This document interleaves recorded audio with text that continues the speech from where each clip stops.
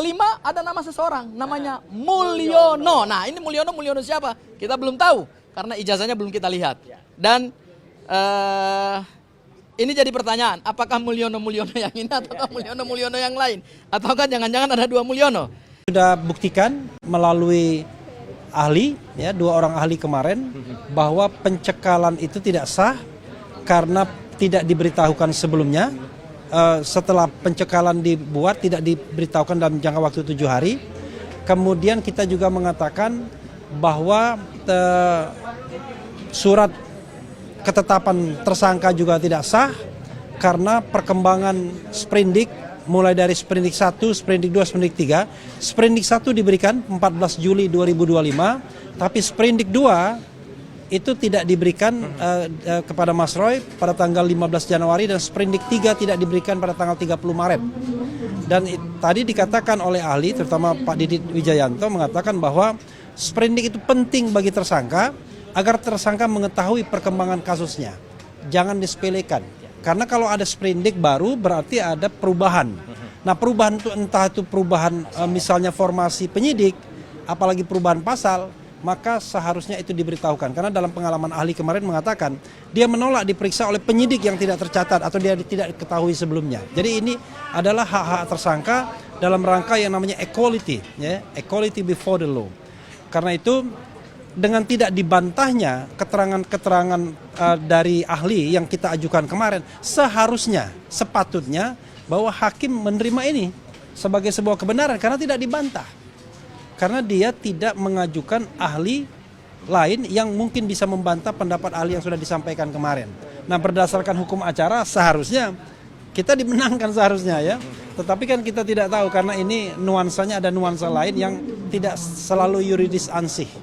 Karena itu mudah-mudahan dengan tidak mengajukan ahli, pihak termohon dan turut termohon sesungguhnya mengakui secara diam-diam apa yang disampaikan ahli kita kemarin. Itu saja yang ingin kami sampaikan. Mungkin Saudara Ghafur bisa menyampaikan hal yang menarik tadi. Ada ijazah pembanding yang disampaikan. Oke, silakan. Oke, baik. Terima kasih rekan-rekan media. Jadi hari ini termohon dan turut termohon melepaskan hak pembuktian hukumnya. Ya, yaitu tidak menghadirkan ahli, hanya menghadirkan bukti surat. Sementara kekuatan pembuktian itu kan adalah minimal 2 alat bukti.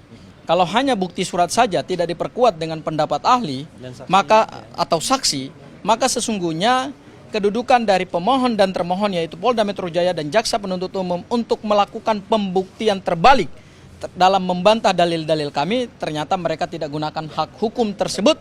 Dan secara hukum pembuktian, maka tentu dengan terlepaskannya hak pembuktian dari termohon dan turut termohon, maka dalil-dalil mereka tentu tidak bisa dipertimbangkan.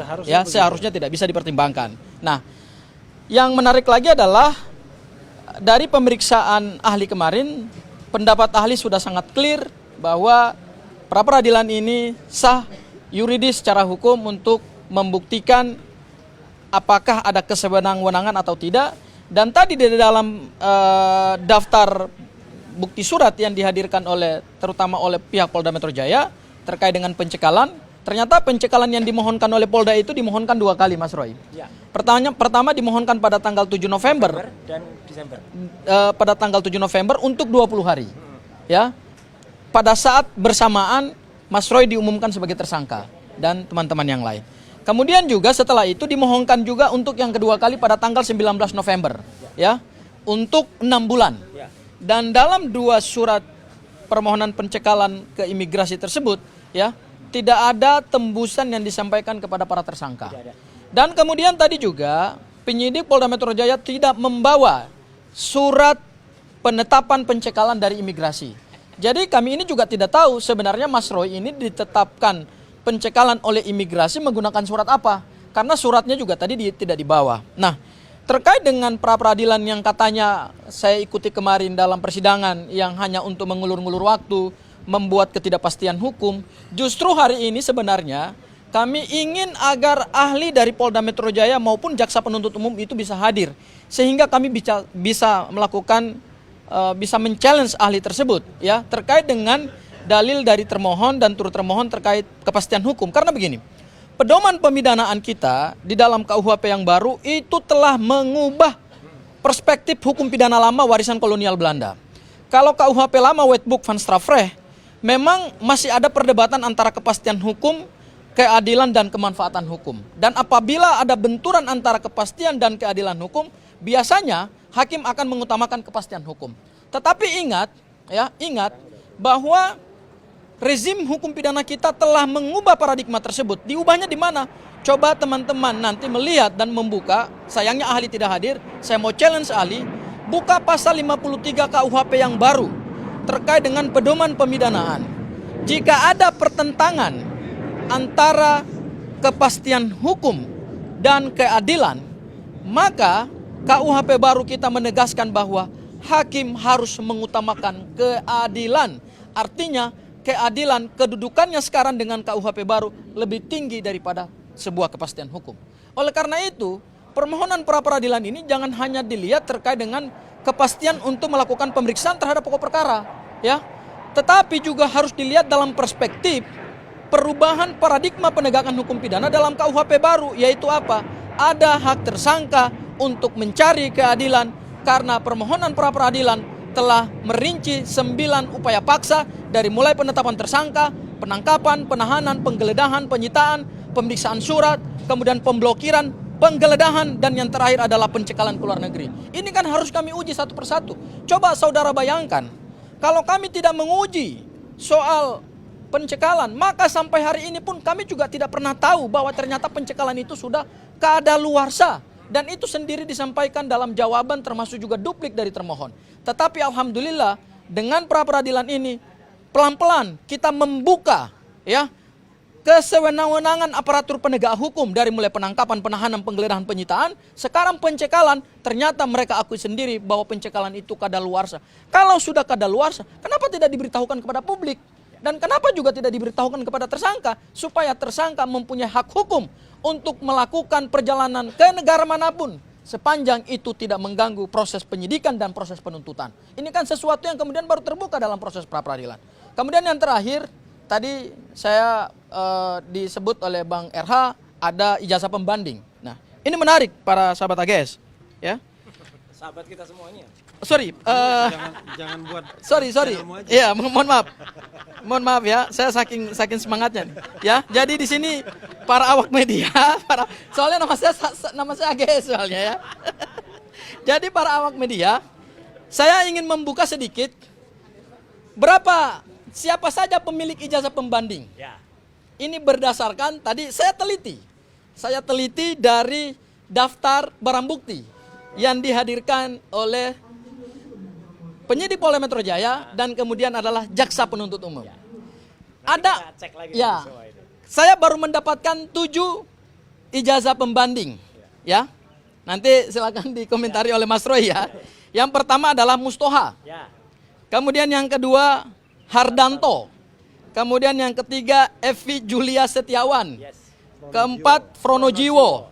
Kelima ada nama seseorang, namanya Mulyono. Nah ini Mulyono siapa? Kita belum tahu karena ijazahnya belum kita lihat. Dan ini jadi pertanyaan, apakah Mulyono yang ini ataukah Mulyono yang lain? Ataukah jangan-jangan ada 2 Mulyono? Kemudian yang keenam Bambang Jakawibawa. Yang ketujuh Johan Utama Perbasari. Ya. Dan kemudian masih ada yang lain, nanti kami update lagi kalau ada permohonan pra peradilan yang lain. Dan kami pastikan bahwa rangkaian sidang permohonan pra peradilan ini masih berlangsung untuk permohonan pra peradilan kelima. Terkait dengan apa belum bisa kami sampaikan karena masih dalam proses pendaftaran di Pengadilan Negeri Jakarta Selatan. Dan ini bukan untuk mengulur-ngulur waktu karena di dalam KUHP yang baru keadilan lebih penting daripada sekedar kepastian hukum. Ya, Silakan, begitu Sobat AGS. Terima kasih Sobat RH. Raya. Ya, seragam Soraya. Tengah. Sini. Assalamualaikum warahmatullahi wabarakatuh. Waalaikumsalam. Sekali lagi dan untuk yang kesekian, terima kasih kita untuk para YouTuber, Media utama. media yang pasti dan semuanya yang sudah hadir membersamai perjuangan kita hari ini. Dan sekali lagi yang tadi sudah dijelaskan oleh rekan-rekan kita, Bung RH, AGS sendiri bahwa secara terinci Oke, sistematis dan terukur semua pasal-pasal yang sudah didalilkan bahwa itu bisa kita mentahkan. Dan memang mereka itu mengalami satu cacat formil dan material. Jadi harapan kita saat ini dan untuk next kemudian hari ini dimenangkan. Mudah-mudahan. Harapan kita dan doa kita hari ini dibenarkan. Kenapa? Karena tadi sudah dijelaskan sama Bung AGS bahwa mereka tidak menghadirkan saksi, baik saksi itu ahli atau dari saksi mereka sendiri. Semuanya tidak dihadirkan. Dan itu menambah nilai plus buat kita. Sehingga kenapa? Karena kita tidak bisa menggali informasi dari mereka. Dengan kalau mereka menghadirkan, kita bisa menggali, kita bisa tahu semuanya dan di mana cacat-cacat dan lain sebagainya. Tapi hari ini alhamdulillah mereka tidak menghadirkan itu. Dan harapan kita ya, Mas Roy, kita bisa dimenangkan untuk semuanya. Oke, terima kasih Mas Roy. Mungkin terima kasih. Sebelum Mas Roy ya gini, Iya, iya. kawan-kawan semua ya, kalau kita mau fair dan terbuka, sejak sidang pra peradilan pertama sampai yang keempat ini, kami selalu leading loh sebenarnya. Ya, leading dalam hal pembuktian terutama menghadirkan saksi dan ahli. Pada pra peradilan pertama kita dimenangkan. Pada pra peradilan kedua sesungguhnya yang namanya ahli dan saksi kita itu unchallenged, tidak bisa di-challenge. Kita menantang penyidik untuk menghadirkan saksi atau ahli yang bisa membuktikan minimal 2 alat bukti untuk mengenakan pasal 32 ayat 1 Undang-Undang ITE dengan ancaman hukuman 8 tahun. Tapi yang terjadi, ahli yang dihadirkan itu ahli yang menerangkan soal kitab Undang-Undang Hukum Acara Pidana saja. Tapi tidak menjelaskan apakah perbuatan Mas Roy bisa dia kualifikasikan, bisa dia lihat sebagai unsur-unsur yang memenuhi pasal 32 ayat 1 Undang-Undang ITE atau tidak.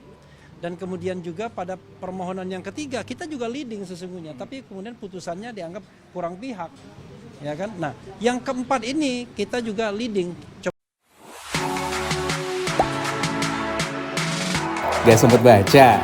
Dengerin aja, klik icon text to speech di okezone.com.